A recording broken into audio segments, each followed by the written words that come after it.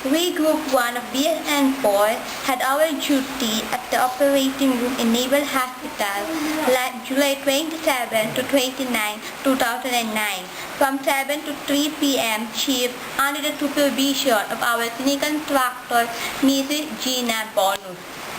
And for our final presentation, we decided to present Mr. David Garcia Jr. with fractured complete displaced clavicle and was treated with Auris under Dr. Salera's surgeon. Clavicle fractures involve approximately 5% of all fractures seen in hospital emergency admissions and one of the most common acute shoulder injuries. Clavicle are the most common broken bone in the human body. It is easy to feel the clavicle because unlike other bones which are covered with muscle, only skin covers a large part of the bone. Clavicle fractures are extremely common. These occur in babies, children, and adolescents, athletes, or during many types of accidents and falls.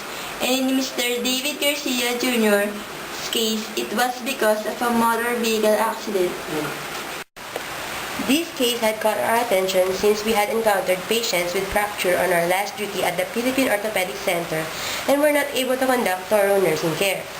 Thus, it had come to our cognizance that as nursing students, it will be significant to have a deeper study on this such case, as it will benefit us in formulating effective care plans for our future patients with the same problem. Furthermore, the discussion of some musculoskeletal problems in our previous subjects had given us a background about this case. Hello! Statistically, the clavicle is one of the most frequently broken bones and accounts for 4% to 10% of all adult fractures and 35% to 45% of all fractures that occur in the shoulder girdle. Fracture of the middle third segment or grade 1 fracture accounts for 72% to 80% of all clavicle fractures, and those of the lateral third or grade 2 fracture or medial third grade 3 fracture account for 25 to 30% and 2% respectively. Thus, we have decided to present this case as we aspire to impact to our fellow students the knowledge we have obtained on this case. At the end of the presentation, we seek to achieve the following objectives. To the group, perform an in-depth assessment of client's health status by obtaining patient's complete health history and physical assessment. Formulate effective nursing care plan through the use of critical thinking and decision-making skills.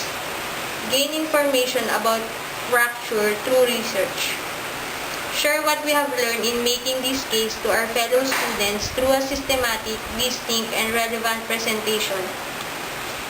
And lastly, apply what we have learned in our musculoskeletal concept. Objectives to the patient.